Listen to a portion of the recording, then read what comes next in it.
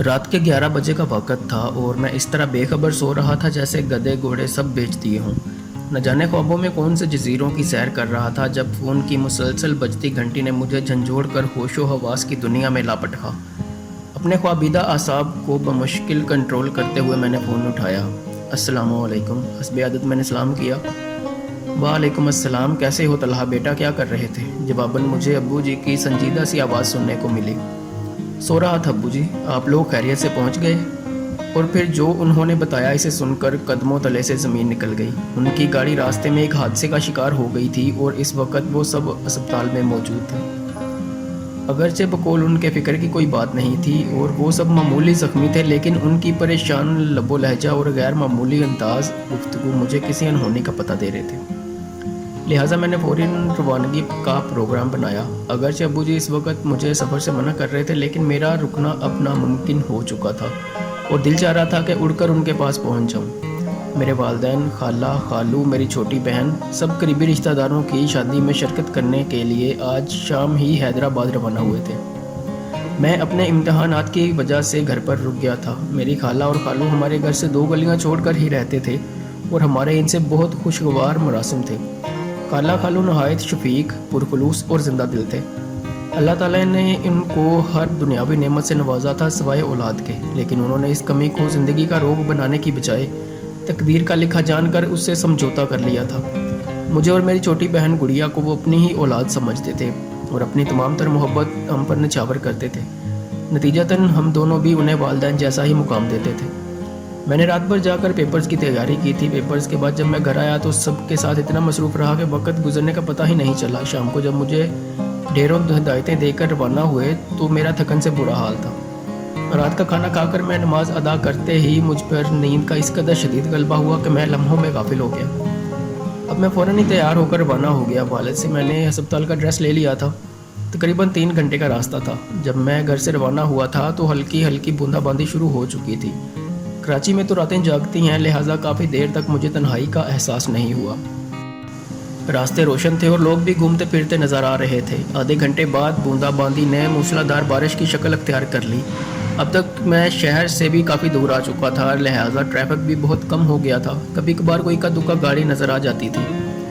अगरचे गाड़ी के वाइपर मुसलसल चल रहे थे, लेकिन तेज़ बारिश के बायस बाहर धुंधला सा नज़र आ रहा था। थोड़े थोड़े फासले पर लगे स्ट्रीट लैंप अपनी मध्यम सी रोशनी से तारीकी को शिकस्त देने की नाकाम कोशिश कर रहे थे। सड़क पर दोनों तरफ घने दरख्तों ने रही सही रोशनी को भी निगल लिया था।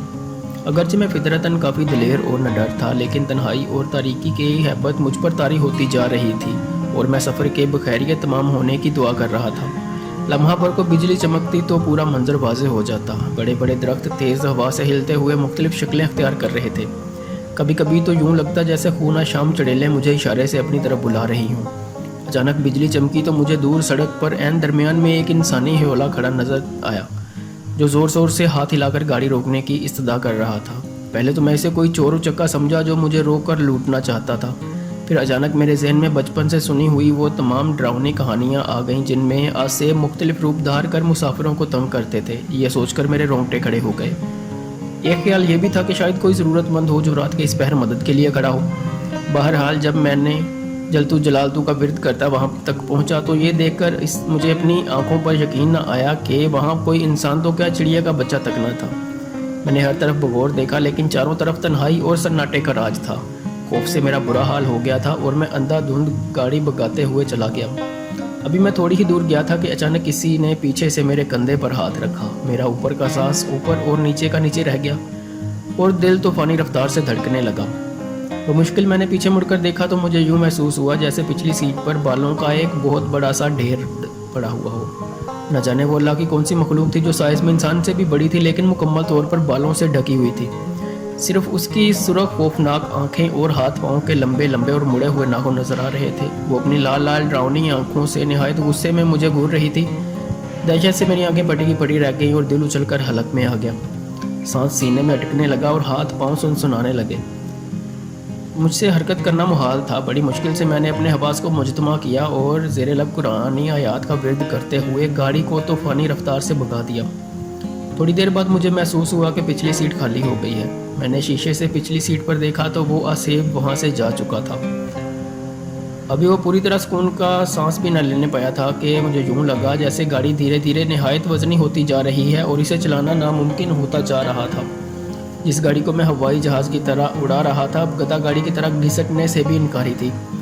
अभी मैं इसी शशोपंज में था कि पीछे से एक खौफनाक कहकहा सुनाई दिया। ऐसी दहशत ज़दा कर देने वाली आवाज़ मैंने अपनी पूरी ज़िंदगी में पहले कभी नहीं सुनी थी।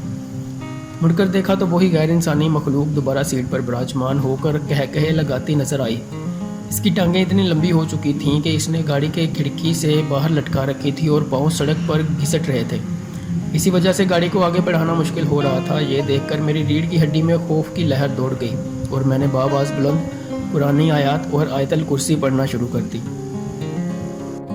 थोड़ी देर बाद गाड़ी फिर हल्की होकर तेज़ी से रवान दवां हो गई। इसके बाद गाहे बगाहे ये तमाशा चलता रहा। कभी वो बला पीछे और कभी आगे मेरे साथ वाली सीट पर नज़र आती, कभी कहके लगाना शुरू कर देती और कभी नहायत गुस्से से मुझे घूरती रहती। मैंने दुआओं का विर्द जारी रखा, तेज़ी से गाड़ी भगाता रहा। घंटा भर में शहर के आसार नज़र आने लगे तो वो मखलूक यकायक गायब हो गई। मैंने अल्लाह का शुक्र अदा किया कि मैं बखैरियत बगैर कोई नुकसान पहुँचे उसने मेरा पीछा छोड़ दिया था। अभी मैं अस्पताल से 15 मिनट के फासले पर था कि फिर मुझे शौक लगा। रात की तारीकी और मूसलाधार बारिश में खालू एक स्ट्रीट लैंप के नीचे खड़े नजर आए। मैंने ब्रेक पर पाँव दबाया तो गाड़ी सड़क पर दूर तक घिसटती चली गई। खालू तेज़ तेज़ चलते हुए आए और फ्रंट सीट का दरवाज़ा खोलकर मेरे साथ बैठ गए। इतनी तेज़ बारिश में खड़े होने के बावजूद उनका लिबास बिल्कुल खुश्क था। मैंने नहायत हैरत से उनसे पूछा कि वो यहाँ क्या कर रहे थे तो उन्होंने धीरे से कहा, बस बेटा यूं ही खड़ा था। वो बिल्कुल गुमसुम और खोए खोए से थे। बातों के इंतहाई शौकीन और बात बात पर ज़ोर से कहकहे लगाने वाले खालू बिल्कुल खामोश थे। सोच कर बमुश्किल चंद अल्फाज अदा कर रहे थे। जब मैंने उनसे सब की खैरियत पूछी तो वो गोया हुए, हाँ बेटा सब बिल्कुल ठीक है, तुम फिक्र ना करो। तुमसे मिले बगैर जाने का दिल नहीं चाह रहा था तो मैं चला आया। मैं हैरत से सोचने लगा कि वो कहाँ जा रहे हैं, लेकिन उनकी हालत देखकर मैंने मज़ीद पूछना मुनासिब न समझा। मुझे लगा कि एक्सीडेंट ने उनके हवास को मुतासर कर रखा है। मैं खुद भी अस्पताल पहुंचने की जल्दी में था, लिहाजा खामोशी से ड्राइव करने लगा। जब पार्किंग में पहुंचकर उतरने लगा तो ये देखकर मेरी सट्टी गुम हो गई कि बराबर वाली सीट खाली थी। मैं तेज़ी से अस्पताल की वहाँ दाखिल हुआ तो सामने ही मेरे वालिद नहायत दिल गिरफ्ता हालत में खड़े नजर आए। मैं खालू के बारे में बताना चाहता था, लेकिन वो खामोशी से तेज़ से चलते हुए मुझे अंदर ले गए।